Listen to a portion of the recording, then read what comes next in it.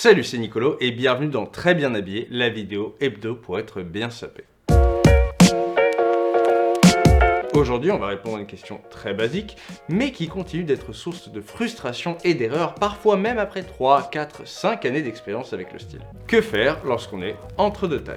La plupart du temps, la réponse est simplement prenez la taille au-dessus. Simple question de logique, on peut s'accommoder d'un peu d'excès, on peut essayer de le retirer à la retouche, on peut l'équilibrer via le reste de la tenue, mais on peut rarement agrandir quelque chose qui est trop petit. Mais c'est un peu différent pour chaque type de vêtements. Certains se détendent par endroits, d'autres non, certains se retouchent bien par endroits, mais pas forcément les mêmes que d'autres. Aujourd'hui, on va donc voir tout ce que vous devez vérifier avant d'acheter lorsque vous hésitez entre deux tailles.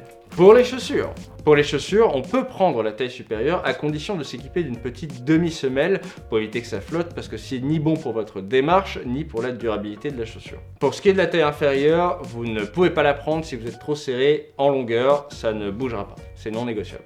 Et quand vous êtes légèrement serré en largeur, eh bien ça dépend. Dans le cas d'un soulier ou d'une bottine en cuir, on dit souvent que la chaussure doit se faire au bout d'un certain nombre de pores avant d'être confortable, et c'est vrai. Et durant ce laps de temps, on peut même bénéficier d'une légère détente en largeur du cuir. Mais il ne faut pas compter dessus, déjà parce que si ça se détend pas assez en largeur, vous êtes mal et la chaussure sera abîmée, vous pourrez pas la rapporter. Et en plus, une chaussure qui a été trop détendue risque de se déformer, ce qui peut donner une allure bizarre au pied, et qui en plus va marquer le cuir et risque de le fragiliser. Enfin, sachez que la tige de la semelle peut se détendre, mais la semelle fera toujours la même largeur. Donc si votre pied manque un peu de place sur le dos du pied ou au cou de pied, ça peut passer, mais si ça comprime votre plante du pied, prenez la taille au-dessus direct. Et surtout, ne confondez pas une chaussure qui est un peu raide parce qu'elle est neuve, ce qui est normal, avec une chaussure qui est trop petite, ce qui n'est pas normal. Et pour les sneakers, c'est encore moins négociable parce qu'en fait, la semelle gomme remonte généralement un petit peu sur le pied. Donc elle va craquer beaucoup plus vite sur un pied trop large vu la pression qu'il exerce sur les coutures. Pour la chemise.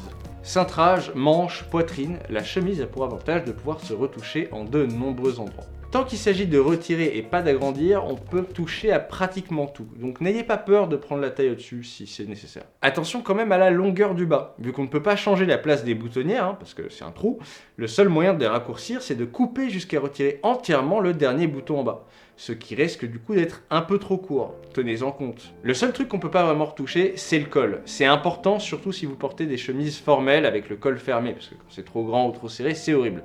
Pour une chemise décontractée qui est portée ouverte, c'est moins important.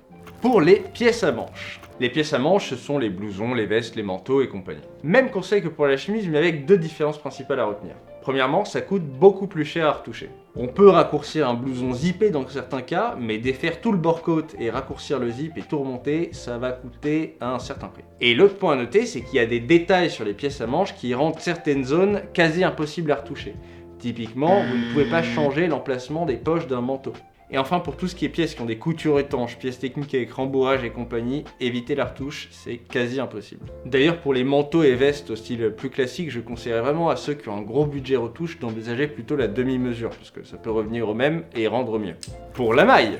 Dans la maille, j'inclus les pulls, les cardigans certes, mais aussi les t-shirts et les sweatshirts qui sont faits en tricot et non en tissu. Et c'est l'élasticité qui est donnée par le tricot qui fait justement que les mailles sont un des seuls vêtements où on peut envisager la taille en dessous en cas d'hésitation. Côté retouche, il y a un détail qui est très important pour les mailles. Sur vos pulls, surtout s'ils sont de bonne qualité, vous aurez souvent un assemblage remaillé ainsi qu'un tricotage fully fashioned. Sans rentrer dans de longues considérations techniques, ça veut dire que les morceaux qui composent votre pull sont assemblés les uns les autres avec un remaillage et qu'ils sont par ailleurs tricotés de façon à avoir leur forme finale plutôt que découpés dans un drap de tricot. C'est bon signe pour la qualité, mais ça veut aussi dire que le retoucheur ne peut pas redécouper ces panneaux et les recoudre entre eux.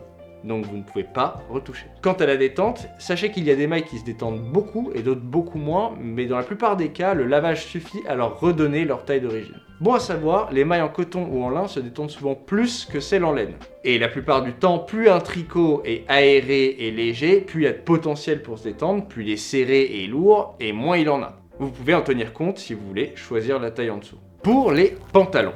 Le pantalon dans une forme classique, donc chino, costume, compte parmi les pièces qui se retouchent le mieux. La taille peut se réduire assez facilement, et les bons retoucheurs peuvent même toucher un peu la fourche et réduire un excès de tissu aux fesses, et bien sûr réduire la longueur et resserrer la jambe. On peut donc presque toujours tenter la taille au-dessus, mais attention quand même, quand vous resserrez trop la taille d'un pantalon, Les poches risquent de bâiller et ça ne se rattrape pas. Le jean est un peu un cas à part parce que selon les toiles, vous pouvez gagner un peu de détente, mais pas sur toutes les zones. La taille d'un jean peut se détendre d'une bonne taille entière, les fesses peuvent gagner une demi-taille assez facilement, les cuisses un petit centimètre et le reste rien du tout. Quant aux retouches sur le jean, vous pouvez faire à peu près la même chose que sur le pantalon, mais tous les retoucheurs ne l'acceptent pas parce que c'est beaucoup plus complexe et donc coûteux à coudre. Par contre, tout ce qui est ouverture et longueur de jambe, pas de problème. Un conseil pour la fin, pensez à bien vous renseigner sur les prix de votre retoucheur et intégrer ça au budget d'achat. Si vous avez plus d'une opération à réaliser, la note peut monter assez vite et l'achat peut devenir beaucoup moins intéressant si vous payez la moitié du prix en retouche en plus. Et voilà pour aujourd'hui, abonnez-vous, lâchez un petit pouce bleu et je vous dis à la semaine prochaine pour un autre épisode de Très bien habillé. À bientôt.